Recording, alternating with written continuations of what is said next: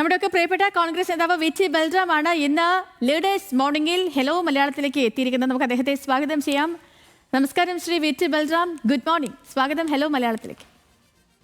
Good morning, hello Malayalam. Breakfast കഴിഞ്ഞോ രാവിലെ? കഴിഞ്ഞിട്ടില്ല, ചായ മാത്രമേ കുടിച്ചിട്ടുള്ളൂ. ഓക്കെ. ഇപ്പോൾ വാർത്തകളിലേക്ക് വരികയാണെങ്കിൽ ഇപ്പം ഇന്നലെ നമ്മുടെ ഇന്ത്യ ഒന്നാകെ രാഷ്ട്രീയം ശ്രദ്ധിക്കുന്ന എല്ലാ മനുഷ്യരും ഉറ്റുനോക്കിയിരുന്ന ഒരു വാർത്താ സമ്മേളനമായിരുന്നു രാഹുൽ ഗാന്ധി നടത്തിയത്. ഇപ്പോൾ ആദ്യഘട്ടത്തിൽ അദ്ദേഹം ഒരു വാർത്താ സമ്മേളനം, ദീർഘകാലം അദ്ദേഹം ഒരു പഠനമൊക്കെ നടത്തി, ആ പഠന റിപ്പോർട്ടൊക്കെ പ്രദർശിപ്പിച്ചുകൊണ്ടുള്ള ഒരു വാർത്താ സമ്മേളനം, അതിൽ വോട്ട് ചേർക്കലായിരുന്നു ആരോപണം. ഇന്നലെ അദ്ദേഹം നടത്തിയ വാർത്താ സമ്മേളനത്തിൽ വോട്ട് ഡിലീറ്റിങ്ങിനെ കുറിച്ച് പറഞ്ഞു. അതും തെളിവുകളൊക്കെ നിരത്തി ആളുകളെയൊക്കെ വേദിയിലെത്തിച്ച് അവരുടെ വീഡിയോ ഒക്കെ കാണിച്ച് ആളുകളെ ബോധവാന്മാർ ാക്കുന്ന രീതിയിലുള്ള വോട്ട് ഡിലീറ്റിംഗ് ആരോപണം നടത്തി. ഇനി ഈ ചർച്ചയിൽ ഒരു മൂന്നാം ഘട്ടം ഉണ്ടാകുമെന്ന് രാഹുൽ ഗാന്ധി തന്നെ പറയുന്നു. അപ്പോൾ എന്താണ് ഇങ്ങനെ ഘട്ടം ഘട്ടമായി കോൺഗ്രസ് ഉദ്ദേശിക്കുന്ന കാര്യങ്ങൾ, ശ്രീ വി.ടി. ബൽറാം? അടിസ്ഥാനപരമായിട്ട് നമ്മുടെ തെരഞ്ഞെടുപ്പ് സംവിധാനത്തിന്റെ വിശ്വാസ്യത ഉറപ്പുവരുത്തുക എന്നുള്ളത് തന്നെയാണ്. അത് ഭരണഘടനാ സ്ഥാപനം എന്ന നിലയിൽ ഇലക്ഷൻ കമ്മീഷൻ ചെയ്യേണ്ട ഒരു കാര്യമാണ്. ഇതേക്കുറിച്ച് ഏതെങ്കിലും ഒരു പൗരന് ഏതെങ്കിലും തരത്തിലുള്ള സംശയം ഉണ്ടാവുകയാണെങ്കിൽ അത് ദൂരീകരിക്കാനുള്ള പ്രാഥമികമായിട്ടുള്ള ഉത്തരവാദിത്തം, അത് ദൂരീകരിക്കാൻ വേണ്ടി സ്വമേധയാ മുന്നോട്ട് വരാനുള്ള ഉത്തരവാദിത്തം ഇലക്ഷൻ കമ്മീഷനാണ്. പക്ഷെ ഇലക്ഷൻ കമ്മീഷൻ അത് ചെയ്യുന്നില്ല എന്ന് മാത്രമല്ല, ഇലക്ഷൻ കമ്മീഷൻ ഇപ്പോൾ ഭരണകക്ഷിയായിട്ടുള്ള BJP-യുടെ രാഷ്ട്രീയ താല്പര്യത്തിനൊത്ത് തുള്ളുകയാണ്. അവർക്ക് വേണ്ടി അവർ തമ്മിലുള്ള ഒരു കൂട്ടുമുന്നണിയായി പ്രവർത്തിച്ചുകൊണ്ട് വോട്ടർ പട്ടികയിൽ കൃത്രിമം കാണിക്കുന്നു, വോട്ടിംഗ് പ്രക്രിയയിൽ തന്നെ പലതരത്തിലുള്ള കൃത്രിമം കാണിക്കുന്നു. അങ്ങനെ യഥാർത്ഥ ജനവിധിയും ജനവികാരവും അട്ടിമറിച്ചുകൊണ്ട് ഒരു സർക്കാരിനെ കേന്ദ്രത്തിൽ വാഴിച്ചിരിക്കുന്നു. നിരവധി സംസ്ഥാന തെരഞ്ഞെടുപ്പുകളിലും അത് തന്നെയാണ് സാഹചര്യം എന്ന് നമുക്ക് കാണാൻ സാധിക്കുന്നു.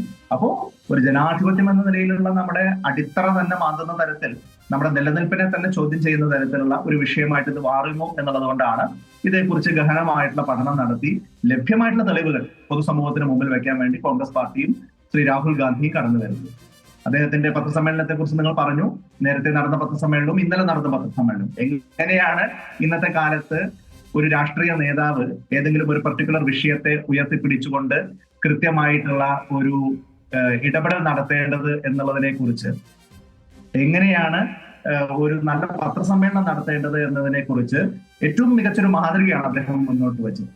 സാധാരണഗതിയിൽ 5 മിനിറ്റ് 10 മിനിറ്റ് ആരും കാണാൻ ഇതുപോലെ രാഷ്ട്രീയ പത്രസമ്മേളനങ്ങൾ ഇപ്പോഴത്തെ കാലത്ത് തയ്യാറാവില്ല. പക്ഷെ ഒരു മണിക്കൂറിലേറെ നീണ്ടുനിന്ന പത്രസമ്മേളനത്തിൽ അത് ഇംഗ്ലീഷിലും പിന്നെ ഹിന്ദിയിലും ഇന്ത്യയിലെ ഏറ്റവും സാധാരണക്കാർക്ക് കൺവിൻസിംഗ് ആവുന്ന തരത്തിലാണ്.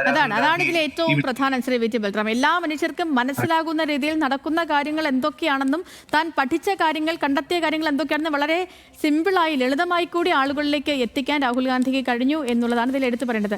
ശ്രീ വി.ടി. ബൽറാം, ഇപ്പം BJP, പ്രത്യേകിച്ച് അമിത്ഷാ, അനുരാഗ് ഠാക്കൂർ, ഇവരൊക്കെ ഇന്നലെ രാഹുൽ ഗാന്ധിയുടെ വാർത്താ സമ്മേളനം നടന്നതിന് തൊട്ടു പിന്നാലെ പ്രതികരണങ്ങളൊക്കെ ആയിട്ട് രംഗത്ത് വന്നിരുന്നു. ഇവരൊക്കെയും പറയുന്നത് തിരഞ്ഞെടുപ്പ് ഭയം കൊണ്ട് കോൺഗ്രസ് ഉന്നയിക്കുന്ന വില കുറഞ്ഞ ആരോപണങ്ങളാണ് ഇതൊക്കെ എന്നാണ്. തിരഞ്ഞെടുപ്പ് കമ്മീഷന്റെ ഒരു റിലീസ് നമ്മൾ വായിച്ചതാണ്. അതിലും പ്രത്യേകിച്ച് കാര്യങ്ങളൊന്നും പറയുന്നില്ല. നേരത്തെ പറഞ്ഞതുപോലെ തന്നെ വസ്തുതകളിൽ നിന്നും വഴുതി മാറുകയാണ് ഉണ്ടായത് തിരഞ്ഞെടുപ്പ് കമ്മീഷൻ. അപ്പോൾ തിരഞ്ഞെടുപ്പ് കമ്മീഷനിൽ നിന്ന് കോൺഗ്രസ്, അതല്ലെങ്കിൽ ഇവിടുത്തെ ജനങ്ങൾ പ്രതീക്ഷിക്കേണ്ടത് എന്താണ് ശ്രീ വി.ടി. ബൽറാം? രാജ്യത്തെ ഏറ്റവും സുതാര്യമായ, ഏറ്റവും വലിയ ഭരണഘടനാ സ്ഥാപനമാണ്. തീർച്ചയായിട്ടും യഥാർത്ഥത്തിൽ രാഹുൽ ഗാന്ധി ഇന്നലെ ഈ വിഷയത്തെക്കുറിച്ച്, അവസാനം പറഞ്ഞ വിഷയത്തെക്കുറിച്ച് പറഞ്ഞതിനെ തന്നെ BJP-യുടെ IT സെല്ലും BJP-യുടെ ഭാഗമായിട്ട് നിൽക്കുന്ന ANI അടക്കമുള്ള വാർത്താ മാധ്യമങ്ങളും, ഗോദി മീഡിയ എന്ന് വിശേഷിപ്പിക്കപ്പെടുന്ന മാധ്യമങ്ങളും എത്രത്തോളം വളച്ചൊടിച്ചാണ് ജനങ്ങൾക്കിടയിൽ ക്യാപ്സൂൾ രൂപത്തിൽ വിതരണം ചെയ്തത് എന്ന് നമ്മൾ കണ്ടു. രാഹുൽ ഗാന്ധി പറഞ്ഞു, ഭരണഘടനയെ സംരക്ഷിക്കുക, അല്ല ജനാധിപത്യത്തെ സംരക്ഷിക്കുക എന്നുള്ളത് എന്റെ പണിയല്ല എന്ന് പറഞ്ഞു എന്ന് പറഞ്ഞ ഒറ്റവാചകമാണ് അതിന് തലക്കെട്ടായിട്ട് അവർ കൊടുത്തത്. പക്ഷെ യഥാർത്ഥത്തിൽ രാഹുൽ ഗാന്ധി പറഞ്ഞത് എന്താ? ഒരു പ്രതിപക്ഷ നേതാവ് എന്ന നിലയിൽ ജനാധിപത്യ സംവാദങ്ങളിൽ ഏർപ്പെടുക എന്നുള്ളതാണ് എന്റെ പ്രാഥമികമായിട്ടുള്ള, ജനാധിപത്യ സംവാദങ്ങളിൽ ഏർപ്പെടുക എന്നുള്ളതാണ് എന്റെ പ്രാഥമികമായിട്ടുള്ള ഉത്തരവാദിത്തം. പക്ഷെ ഈ കാര്യങ്ങൾ ഇലക്ഷൻ കമ്മീഷൻ അടക്കമുള്ള ഭരണഘടനാ സ്ഥാപനങ്ങൾ നിർവഹിക്കാതെ പോകുന്നതുകൊണ്ടാണ് എന്നെപ്പോലുള്ള ആളുകൾക്ക് ഇതിൽ സ്റ്റെപ്പ് ഇൻ ചെയ്യേണ്ടി വരുന്നത്, എന്നെപ്പോലുള്ള ആളുകൾക്ക് ഇത് എക്സ്പ്ലെയിൻ ചെയ്യേണ്ടി വരുന്നത് എന്ന് പറഞ്ഞുകൊണ്ടാണ് അദ്ദേഹം തന്റെ ഉത്തരവാദിത്തത്തെ കൃത്യമായിട്ട് നിർവഹിക്കുന്നത്. അത് തന്നെയാണ് ഇവിടെ ഈ ഭരണഘടനാ സ്ഥാപനങ്ങളുടെ ഉത്തരവാദിത്തമാണ് ജനാധിപത്യത്തിന്റെ വിശ്വാസ്യത നിലനിർത്തുക എന്നുള്ളത്, ഭരണഘടനയുടെ വിശ്വാസ്യത നിലനിർത്തുക എന്നുള്ളത്. അത് ദൗർഭാഗ്യവശാൽ ഭരണഘടനാ സ്ഥാപനങ്ങൾക്ക് ചെയ്യാൻ കഴിയുന്നില്ല. ഇലക്ഷൻ കമ്മീഷൻ തന്നെ തുടക്കത്തിൽ പറഞ്ഞത് എന്താ? ഇങ്ങനെ ഓൺലൈൻ ആയിട്ട് പുറത്തിരുന്നൊന്നും ആർക്കും വോട്ടർ പട്ടികയിൽ നിന്ന് ആരുടെയും പേര് ഡിലീറ്റ് ചെയ്യാൻ സാധിക്കില്ല. പക്ഷെ ഇന്നലെ വൈകുന്നേരത്തോടു കൂടി അവർ പറഞ്ഞു 24 വോട്ട് അങ്ങനെ ഡിലീറ്റ് ആയി പോയിട്ടുണ്ട്. അപ്പോൾ സാങ്കേതികമായിട്ട് പറ്റാത്തതല്ല, 6000-ൽ പരം വോട്ടുകൾ ഡിലീറ്റ് ചെയ്യാൻ വേണ്ടി കർണാടകത്തിന് പുറത്തിരുന്ന് വ്യാജ ഫോൺ നമ്പറുകളിലൂടെ ആർക്കൊക്കെയോ ശ്രമിക്കാൻ സാധിക്കുന്നു എന്ന് പറയുമ്പോൾ തന്നെ സിസ്റ്റത്തിൽ ഒരു പഴുതുണ്ട് എന്നുള്ളതാണ് നമ്മൾ കാണേണ്ടത്. രാഹുൽ ഗാന്ധി ആവട്ടെ, പ്രതിപക്ഷത്തിരിക്കുന്ന ആളുകളാവട്ടെ, അവർക്ക് എല്ലാ ഇൻഫർമേഷനും ആക്സസിബിൾ അല്ലല്ലോ. അപ്പോൾ ലഭ്യമായിട്ടുള്ള വിവരങ്ങൾ വെച്ചുകൊണ്ട് തന്നെ സിസ്റ്റത്തിനകത്തെ ഏതെങ്കിലും ചില പുഴുക്കുത്തുകളെ ചൂണ്ടിക്കാണിക്കുക എന്നുള്ളതാണ് പ്രതിപക്ഷത്തിന് ചെയ്യാൻ സാധിക്കുക. അങ്ങനെ ആരെങ്കിലും, രാഹുൽ ഗാന്ധി ആവട്ടെ, ഏതൊരു സാധാരണ പൗരനോ ആവട്ടെ, ഇത്തരത്തിലുള്ള ഒരു സാധ്യതയുണ്ടല്ലോ, അട്ടിമറി സാധ്യതയുണ്ടല്ലോ, അത് എന്തുകൊണ്ട് നിങ്ങൾ തടയുന്നില്ല? അതിന്റെ ഭാഗമായിട്ട് ഇങ്ങനെയുള്ള കാര്യങ്ങൾ നടക്കുന്നുണ്ടല്ലോ, അതിന്റെ അന്വേഷണമായിട്ട് എന്തുകൊണ്ട് നിങ്ങൾ സഹകരിക്കുന്നില്ല എന്നുള്ള ചോദ്യം ഉന്നയിക്കുമ്പോൾ ആ ചോദ്യത്തോടാണ് പ്രതികരിക്കേണ്ടത്. അല്ലെങ്കിൽ ആ മനസ്സിലുള്ള സംശയങ്ങൾക്കാണ് കൃത്യമായിട്ടുള്ള മറുപടി നൽകേണ്ടത്. ദൗർഭാഗ്യവശാൽ ഇലക്ഷൻ കമ്മീഷൻ അത് ചെയ്യുന്നില്ല. BJP പതിവ് പോലെ ഇതിനെ രാഷ്ട്രീയമായിട്ടുള്ള ഒരു ആരോപണമായിട്ട് ചുരുക്കിക്കാട്ടാൻ ആഗ്രഹിക്കുന്നു. പക്ഷെ BJP ആണ് ഇതിന്റെ പൊതുവിലുള്ള ഗുണഭോക്താവ്. രാജ്യത്ത് തെരഞ്ഞെടുപ്പ് അട്ടിമറിയിലൂടെ നടക്കുന്ന കാര്യങ്ങളുടെ ഗുണഭോക്താവ് BJP ആണ് എന്നുള്ളത് കൊണ്ട് BJPയുടെ അത്തരം അഭിപ്രായങ്ങളെ നമ്മൾ ആ നിലയ്ക്ക് കാണേണ്ടതായിട്ടുള്ളൂ. അവരിതിൽ പ്രതികൂട്ട് നിൽക്കുന്ന ആളുകളാണ് ഇലക്ഷൻ കമ്മീഷനോടൊപ്പം. അപ്പോ ഇലക്ഷൻ കമ്മീഷൻ അടക്കമുള്ള ഭരണഘടനാ സ്ഥാപനങ്ങളാണ് ഈ സിസ്റ്റത്തിലെ പഴുതുകളെ കുറിച്ച്, ബഗുകളെ കുറിച്ചുള്ള ചൂണ്ടിക്കാട്ടലുകൾ ഉയരുമ്പോൾ അതിന് തൃപ്തികരമായിട്ട് മറുപടികൾ നൽകേണ്ടത്. നമ്മളെപ്പോലും ഇപ്പൊ സാധാരണക്കാരെല്ലാവരും ഇപ്പൊ നമ്മളടക്കം ഇപ്പൊ വോട്ട് ചെയ്യാൻ പോകുമ്പോൾ നമ്മളെല്ലാവരും പോകുന്നു, വോട്ട് ചെയ്യുന്നു. അത് അത്രയും വിശ്വാസത്തോടു കൂടി, കാരണം നമുക്ക് ഒരു മനുഷ്യന് ഏറ്റവും സ്വതന്ത്രമായി ചെയ്യാൻ കഴിയുന്ന ഒന്നാണ് അവരുടെ സമ്മതിദാന അവകാശം എന്ന് വിശ്വസിക്കുന്നവരാണ് നമ്മൾ ഓരോരുത്തരും. അപ്പോൾ അങ്ങനെ അത്രയും വിശ്വാസത്തോടെ എവിടെയാണെങ്കിലും ആ വോട്ട് ദിനത്തിൽ, ആ തിരഞ്ഞെടുപ്പ് ദിനത്തിൽ വന്നെത്തി വോട്ട് ചെയ്യുമ്പോൾ കിട്ടുന്ന ഒരു മനസമാധാനം, ഒരു സംതൃപ്തി ഒക്കെ ഉണ്ട്. പക്ഷേ അതൊക്കെ ഇങ്ങനെ പല രീതിയിൽ കൃത്രിമത്വം അതിലൊക്കെ കാണിക്കാൻ പറ്റില്ല. അല്ലെ വോട്ട് ചേർക്കാൻ പറ്റും, വോട്ട് ഡിലീറ്റ് ചെയ്യാൻ പറ്റും എന്നൊക്കെ പറയുന്നതിനെ എല്ലാവരും ഞെട്ടലോടുകൂടി മാത്രമാണ് കാണുന്നത്. അതിൽ ഈ തിരഞ്ഞെടുപ്പ് കമ്മീഷൻ നൽകിയിരിക്കുന്ന ഒരു വിശദീകരണമാണ്. കാരണം ഇതിപ്പോ ഇന്നലത്തെ സംഭവം മാത്രമല്ലല്ലോ ശ്രീ VT ബൽറാം, ഇതിന് മുൻപും രാഹുൽ ഗാന്ധി തന്നെ ഉന്നയിച്ച ആരോപണങ്ങൾ പലതും നിലനിൽക്കുന്നുണ്ട്. അതൊക്കെയും വന്നപ്പോഴും ഇതൊന്നും നമ്മളെ ബാധിക്കുന്ന വിഷയമല്ല. ഇതൊക്കെ ഓരോരുത്തർ ഉന്നയിക്കുന്ന ആരോപണങ്ങളാണ്. ഇതിലൊന്നും ഉത്തരം പറയേണ്ട ബാധ്യത ഞങ്ങൾക്കില്ല. അങ്ങനെയാണ് ഒരു ഭരണഘടനാ സ്ഥാപനത്തിന്റെ പെരുമാറ്റം വരേണ്ടത് എന്നുള്ളതാണ് ഞെട്ടിപ്പിക്കുന്ന ഒരു കാര്യം. തീർച്ചയായിട്ടും നമ്മുടെ ഭരണഘടനയിൽ ഒരുപാട് ചെക്സ് ആൻഡ് ബാലൻസസ് ഉണ്ടല്ലോ. വിവിധ ഇൻസ്റ്റിറ്റ്യൂഷനുകൾ ഉണ്ട്. അവരുടെ ദൗത്യം കൃത്യമായിട്ട് നിർവഹിച്ചാൽ ഒന്ന് മറ്റൊന്നിനൊരു ഡിറ്റർമെന്റ് ആയിട്ട് പോലും പ്രവർത്തിക്കും. അതുവഴി ഓരോ സ്ഥാപനവും വിശ്വാസ്യതയോടുകൂടി സത്യസന്ധമായിട്ട് പ്രവർത്തിക്കും. ഇതാണല്ലോ മൊത്തത്തിലുള്ള ഒരു സങ്കല്പം. അതിൽ നിന്ന് വ്യത്യസ്തമായി ഈ ഇലക്ഷൻ കമ്മീഷൻ പോലുള്ള സ്ഥാപനങ്ങളൊക്കെ പ്രകടമായി ഭരണകക്ഷിക്കൊപ്പം നിൽക്കുന്നു എന്ന് പറയുമ്പോൾ അത് യഥാർത്ഥത്തിൽ ജനവിധി അട്ടിമറിക്കുക. അത് കേവലം നമ്മൾ കാണുന്ന പോലെ നമ്മൾ വൈകാരികമായി ചെയ്യുന്ന ഒരു വോട്ട് ഇല്ലാതായി പോകുന്നു അങ്ങനെയുള്ള ഒരു വിഷയമല്ല. ഇതിന്റെ റിയൽ കോൺസിക്വൻസസ് ഉണ്ട്. കാരണം ഒരു ഗവൺമെന്റ് അവർക്ക് ജനങ്ങളെ പേടിക്കേണ്ടതില്ല. ജനവിധി അല്ലെങ്കിൽ ജനവികാരം, രാജ്യത്തിന്റെ പൊതുവികാരം ഞങ്ങൾക്ക് ബാധകമല്ല. കാരണം തെരഞ്ഞെടുപ്പ് നടന്നാൽ ഞങ്ങൾക്ക് ജയിക്കാനുള്ള വേറെ മാർഗങ്ങളുണ്ട് എന്നൊരു തോന്നൽ വന്നാൽ പിന്നെ ജനാധിപത്യം ഇല്ല, പിന്നെ ഏകാധിപത്യം. ഭരണവും കഴിവും ഒക്കെ ഉണ്ടെങ്കിൽ, അല്ലെങ്കിൽ സ്വാധീനം ഉണ്ടെങ്കിൽ എന്തും ചെയ്യാമെന്നൊരു നിലയിലേക്ക് രാജ്യവും ഇവിടുത്തെ തിരഞ്ഞെടുപ്പും ഒക്കെ മാറുന്നു എന്നുള്ളതിനൊക്കെ ഞെട്ടലോടുകൂടി ആ ഒരു യാഥാർത്ഥ്യത ഇനി എങ്ങനെ ഉൾക്കൊള്ളും എന്നുള്ളതാണ്. കാരണം ഇതൊക്കെ നടന്നു, ജനാധിപത്യം അട്ടിമറിക്കപ്പെടുന്നു എന്നതിന് ഇനി തെളിവുകളൊന്നും വേണ്ട. അതൊക്കെ ഏറെക്കുറെ സ്ഥിരീകരിക്കപ്പെട്ടും കഴിഞ്ഞു. ശ്രീ VT ബൽറാം, ഇപ്പോൾ കേരളത്തിലും തീവ്ര വോട്ടർ പട്ടിക പരിഷ്കരണം തുടങ്ങിയിട്ടുണ്ടല്ലോ. ഇപ്പൊ ഇന്നലെ ഇതുമായി ബന്ധപ്പെട്ട് കൊച്ചിയിൽ ഒരു യോഗമൊക്കെ ചേർന്നു. ആ യോഗത്തിൽ ഒരു കയ്യാങ്കളിയുടെ വക്കിലേക്കൊക്കെ വരെ എത്തി. അപ്പോൾ കേരളത്തിലെ ഈ SIR നീക്കത്തിനെ കോൺഗ്രസ് എടുക്കുന്ന നിലപാട് എന്തായിരിക്കും? അല്ലെ, SIR എന്ന് പറയുന്ന എക്സസൈസ് രാജ്യത്തുടനീളം ഇപ്പോൾ ഇലക്ഷൻ കമ്മീഷൻ നടത്തുമ്പോൾ അതിൽ സ്വാഭാവികമായിട്ടുള്ള സംശയങ്ങളുണ്ട്. ഇപ്പൊ ബീഹാറിലാണല്ലോ നടന്നിട്ടുള്ളത്, അവിടെ ഉയർന്നു വന്നിട്ടുള്ള പ്രശ്നങ്ങൾ.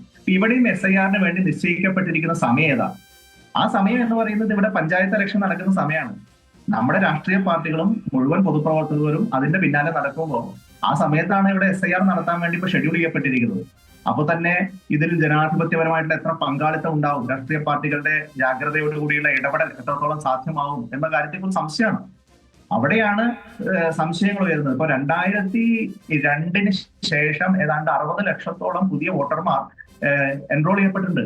60 ലക്ഷത്തോളം ആളുകൾ എന്ന് പറയുമ്പോൾ ഓരോ നിയോജക മണ്ഡലത്തിലും എത്ര വരുമെന്ന് നമുക്കറിയാം. ഒരു 40,000-ഓളം ആളുകൾ ഓരോ നിയോജക മണ്ഡലത്തിലും ഈ പ്രോസസ്സിലൂടെ കടന്നു പോകണം. അതിൽ നേരത്തെയുള്ള ആളുകൾ പോലും അവര് എൻറോൾമെന്റ് ഫോം ഫില്ലപ്പ് ചെയ്യണമെന്ന് പറയുന്നു. 2002 ശേഷമുള്ളവരാണെങ്കിൽ പ്രത്യേക സർട്ടിഫിക്കറ്റും അവർക്ക് നൽകണമെന്ന് പറയുന്നു. അപ്പൊ ഇത്രയും വലിയൊരു ഒരു ടാസ്ക് ആണ്. അത് ഒട്ടും നിസ്സാരമായിട്ട് കാണാൻ സാധിക്കില്ല. അതിനെ ആത്മത്തോടു കൂടി കാണുക എന്ന് പറയുമ്പോൾ അതിന്റെ അർത്ഥം ഏതെങ്കിലും തരത്തിൽ ഇത് അട്ടിമറിക്കാനുള്ള നീക്കം ഉണ്ടോ എന്ന് തന്നെയാണ് സംശയിക്കേണ്ടതായിട്ട് വരിക.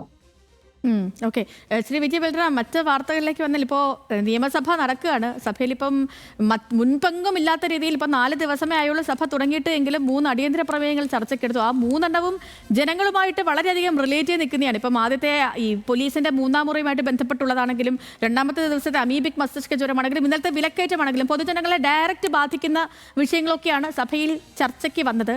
ഈ ചർച്ചയിൽ കോൺഗ്രസ് സംതൃപ്തരാണോ? പ്രതീക്ഷിച്ച രീതിയിലൊരു ചർച്ച അവിടെ നടന്നോ?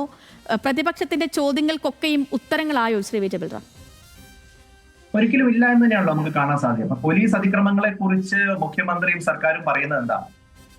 40 വർഷം മുമ്പ് 50 വർഷം മുമ്പ് നടന്ന കാര്യങ്ങളെ കുറിച്ച് പറയാണ്. ഞങ്ങൾക്ക് പണ്ട് തല്ല് കിട്ടിയിട്ടുണ്ട്, അതുകൊണ്ട് ഇപ്പൊ കുറച്ച് തല്ല് കൊടുക്കുന്നതിന് കുഴപ്പമൊന്നുമില്ല എന്ന നിലയിലാണ് അദ്ദേഹത്തിന് ന്യായീകരണം കൊടുത്തത്. അദ്ദേഹം പ്രധാനമായിട്ട് ആ വാക്കുകളല്ല ഉപയോഗിച്ചതെങ്കിലും ഇതൊരുമാതിരി ഈ കോളേജിലൊക്കെ റാങ്കിങ് ചെയ്യുന്ന ആളുകളോട് ചോദ്യം ചോദിക്കുമ്പോൾ ഉണ്ടാവുന്ന ഒരു മനോഭാവമാണ്. ഞങ്ങൾ ഫസ്റ്റ് ഇയർ വന്നപ്പോൾ ഞങ്ങൾക്ക് റാങ്കിങ് കിട്ടിയിട്ടുണ്ട്, അതുകൊണ്ട് ഞങ്ങൾക്ക് അത് തിരിച്ചു കൊടുക്കാനുള്ള അവകാശമുണ്ട് ഞങ്ങളുടെ ജൂനിയേഴ്സിന് എന്നുള്ള നിലയിലുള്ള ഒരു ആർഗ്യുമെന്റ് ഉണ്ടല്ലോ. അതാണ് പിണറായി വിജയൻ ഇപ്പൊ സ്വീകരിച്ചുകൊണ്ടിരിക്കുന്നത് പോലീസ് അതിക്രമങ്ങളുടെ കാര്യത്തിൽ. കാരണം അത്രത്തോളം ഞെട്ടിപ്പിക്കുന്ന ഒരു ദൃശ്യം പുറത്ത് വന്നിട്ട് ആ ഉദ്യോഗസ്ഥന്മാർക്കെതിരെ ഒരു സസ്പെൻഷൻ നടപടി മാത്രം സ്വീകരിക്കുന്നു എന്ന് പറയുമ്പോൾ അത് ഇവർക്ക് വേണ്ടിയുള്ള ഒരു പ്രൊട്ടക്ഷനായി മാറുകയാണ്. ആ മെസ്സേജാണ് താഴേക്ക് പോകുന്നത്. എന്ത് ചെയ്താലും, എത്ര ക്രൂരമായിട്ടുള്ള 3rd ഡിഗ്രി മെഷേഴ്സ് ഉപയോഗിച്ചാലും സർക്കാർ നിങ്ങളെ സംരക്ഷിച്ചിരിക്കും, അതിൽ നിങ്ങളെ അക്കൗണ്ടബിൾ ആക്കുന്ന ഒരു പ്രവർത്തനം ഉണ്ടാവില്ല എന്ന നിലയിലാണ് അത് ന്യായീകരിക്കുന്നത്. അത് നിയമസഭയിൽ മാത്രമല്ല, പുറത്ത് CPM-ന്റെ ജില്ലാ സെക്രട്ടറിയും CPM-ന്റെ MLA-മാർ അടക്കമുള്ള ആളുകൾ അതിനെ ന്യായീകരിക്കുന്നത് ആ നിലയിലാണ്. ഈ മർദ്ദനമേറ്റ യുവാവ് ക്രിമിനൽ കേസിൽ പ്രതിയായിരുന്നു. ഏതെല്ലാം തരത്തിലുള്ള കേസുകളാണ് എന്ന് നമുക്കറിയാം. ഒരു കൊലപാതക കേസോ ബലാത്സംഗ കേസോ അഴിമതി കേസോ ആ നിലയിലുള്ള ഗുരുതരമായിട്ടുള്ള ക്രമസമാധാന ലംഘനമോ ഒന്നുമല്ല. സമരങ്ങളുമായിട്ട് ബന്ധപ്പെട്ട് ഏത് പൊതുപ്രവർത്തനം ഉണ്ടാവുന്ന കേസാണ് അത്. പിന്നെ ആരോഗ്യ മേഖല ഇതേപോലെ ഉമ്മൻചാണ്ടിയുടെ കാലത്ത്, അതായത് 11 വർഷം മുമ്പ് അല്ലെങ്കിൽ 9 വർഷം മുമ്പ് ഉണ്ടായ അവസ്ഥ, അവരിൽ നിന്നൊക്കെ ഒരുപാട് സാഹചര്യങ്ങൾ മാറി. മന്ത്രി അതിനെക്കുറിച്ച് തെറ്റിദ്ധരിപ്പിക്കുന്നു, നുണ പറയുന്നു. അന്നത്തെ 2018 പ്രസിദ്ധീകരിച്ച ഈ അമീബിക് മസ്തിഷ്ക ജ്വരവുമായിട്ട് ബന്ധപ്പെട്ട ഒരു പഠന റിപ്പോർട്ട് അത് 2014 തന്നെ ഗവൺമെന്റ് സമർപ്പിച്ചതാണെന്നുള്ള കള്ളത്തരം പറയുന്നു. അതൊക്കെ കൈയോടെ പിടികൂടിയിട്ടാണല്ലോ. ഇന്നലെ നടന്ന വിലക്കയറ്റത്തെ കുറിച്ചുള്ള ചർച്ച ഒക്കെ നേരിട്ട് ആളുകളുടെ അനുഭവമാണ്. ഇന്ന് ഞങ്ങൾ ഉന്നയിക്കാൻ വേണ്ടി എടുക്കാൻ പോകുന്നതായിട്ട് ഞാൻ മനസ്സിലാക്കുന്നത് ശബരിമലയിലെ വിഷയമാണ്. ശബരിമലയിൽ സ്വർണം പാളി അടർത്തി മാറ്റി കൊണ്ടുപോകുന്നത് അടക്കമുള്ള കാര്യങ്ങൾ നടക്കുന്നു. ആഗോള അയ്യപ്പ സംഗമം എന്നൊക്കെ പറഞ്ഞുകൊണ്ട് ആളുകളുടെ കണ്ണിൽ പൊടിയിടാൻ വേണ്ടിയിട്ടുള്ള പലതരത്തിലുള്ള നീക്കങ്ങൾ നടത്തുന്നു. അപ്പൊ ഇത്തരം വിഷയങ്ങളൊക്കെ ചർച്ച ചെയ്യണം. പിന്നെ അതോടൊപ്പം എല്ലാവർക്കും ഒരു കൃത്യതയോടുകൂടി മനസ്സിലാക്കാൻ കഴിയേണ്ടതായിട്ടുള്ളത്, ഇപ്പോ നിയമസഭയിൽ ഈ അടിയന്തര പ്രമേയമാവട്ടെ മറ്റേത് കാര്യമാവട്ടെ അതിന്റെ ചർച്ചയ്ക്കുള്ള സമയം അനുവദിക്കുന്നത് അംഗങ്ങളുടെ എണ്ണത്തിന്റെ അടിസ്ഥാനത്തിലാണ്. ഇപ്പൊ ഞങ്ങൾക്ക് 42 MLA-മാരാണുള്ളത്, LDF-ന് 98 MLA-മാരുണ്ട്. അതുകൊണ്ട് തന്നെ ഞങ്ങൾക്ക് കിട്ടുന്നതിന്റെ ഇരട്ടിയിലധികം സമയം ഓരോ ചർച്ചയ്ക്കും അവർക്ക് ലഭിക്കും. അതായത് ഇപ്പൊ 2 മണിക്കൂർ ചർച്ചയാണെങ്കിൽ ഏതാണ്ട് 1.5 മണിക്കൂറും ഭരണപക്ഷത്തിനാണ് ലഭിക്കുക. പിന്നെ അതിൽ മന്ത്രിമാർക്ക് പ്രായോഗിക രീതിയിൽ നോക്കുമ്പോൾ എത്ര വേണമെങ്കിൽ സമയം എടുക്കാം. എഫക്റ്റീവ്ലി അങ്ങനെയാണ്. അപ്പോ ഞങ്ങൾ ഒരു കാര്യം പറയുമ്പോൾ ഞങ്ങൾക്കെതിരെ 4 ഇരട്ടി കാര്യങ്ങൾ പറയാനുള്ള സമയം, പോയിന്റുകളല്ല സമയം, ഒരേ പോയിന്റ് 4 തവണ ആവർത്തിക്കാനുള്ള അവസരം അവിടുത്തെ ഭരണപക്ഷ ബെഞ്ചുകൾക്ക് ലഭിക്കും. ആ ഒരു പ്രശ്നമുണ്ടെങ്കിൽ പോലും നിയമസഭയിൽ ഇത് ചർച്ചയാവണം.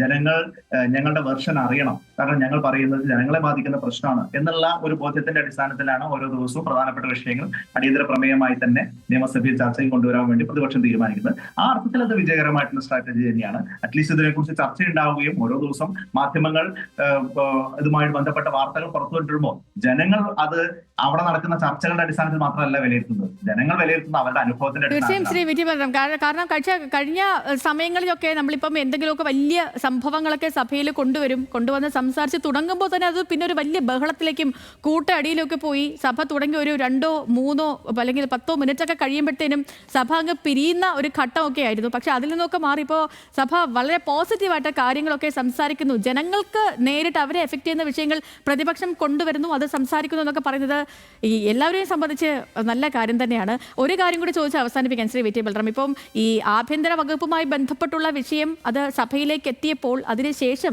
AK ആന്റണി ഒരു വാർത്താ സമ്മേളനം നടത്തിയിരുന്നു. അദ്ദേഹം വാർത്താ സമ്മേളനം നടത്തിയതിന് പിന്നാലെ ഈ മുത്തങ്ങ സമരവുമായി ബന്ധപ്പെട്ട് ഇപ്പം CK ജാനുവിൻ്റെ അടക്കം പ്രതികരണം വന്നു, ശിവഗിരിയിൽ നിന്ന് മിക്സഡ് പ്രതികരണമൊക്കെ വന്നു. അപ്പോൾ പാർട്ടി ഇപ്പോൾ തിരഞ്ഞെടുപ്പിലേക്ക് പോവുകയാണ്. AK ആന്റണിയുടെ പത്രസമ്മേളനം ഇപ്പം വേണ്ടായിരുന്നു, അത് പാർട്ടിയെ പ്രതിസന്ധിയിലാക്കി, ഇങ്ങനൊരു തോന്നലുണ്ടോ? A.K. ആന്റണി സമീപകാലത്ത് ഏതെങ്കിലും ഒരു രാഷ്ട്രീയ നേതാവ് നടത്തിയ ഏറ്റവും ക്ലാരിറ്റി ഉള്ള ഒരു പത്രസമ്മേളനമല്ലേ നടത്തിയത്? ഈ അദ്ദേഹത്തിന് പറയാനുള്ള കാര്യങ്ങൾ പറഞ്ഞു. നിങ്ങൾ മാധ്യമപ്രവർത്തകർ പലതരത്തിലുള്ള ചോദ്യങ്ങൾ തിരിച്ചു മറിച്ചു അദ്ദേഹത്തോട് ചോദിച്ചപ്പോഴൊക്കെ അദ്ദേഹം വളരെ കൃത്യമായിട്ട് കൺവിൻസിംഗ് ആയ തരത്തിൽ തന്റെ കാര്യങ്ങൾ അവതരിപ്പിക്കാൻ വേണ്ടി തയ്യാറായി എന്നുള്ളത് കൊണ്ട് ആ പത്രസമ്മേളനം വലിയ രീതിയിൽ പാർട്ടിക്കും ഇതുപോലെയുള്ള രാഷ്ട്രീയ ചർച്ചകൾക്കും ഗുണപരമായി മാറി എന്നുള്ളതാണ് ഞാൻ മനസ്സിലാക്കുന്നത്. കാരണം A.K. ആന്റണി പറഞ്ഞ സംഭവങ്ങൾ പുതിയ തലമുറ ജനിക്കുന്നതിന് മുമ്പുള്ളതാണ്. ഈ ജൻസി തലമുറയ്ക്കൊന്നും പരിചയമില്ലാത്ത വിഷയമാണ്. അപ്പൊ അതിൽ ശിവഗിരിയിലെ പോലീസ് ആക്ഷന്റെ സാഹചര്യം എന്താണ്? A.K. ആന്റണി വളരെ കൃത്യമായിട്ട് പറഞ്ഞല്ലോ. A.K. ആന്റണി അധികാരം ഒഴിഞ്ഞതിനു ശേഷം E.K. നായനാർ കേരളത്തിന്റെ മുഖ്യമന്ത്രി ആയപ്പോൾ ഇതേക്കുറിച്ച് അന്വേഷിക്കാൻ വേണ്ടി ഒരു ജുഡീഷ്യൽ കമ്മീഷനെ നിയമിച്ചു. ജസ്റ്റിസ് ബാലകൃഷ്ണൻ നമ്പ്യാർ കമ്മീഷന്റെ റിപ്പോർട്ട് ഇന്ന് പൊതുസമക്ഷത്തിലുണ്ട്.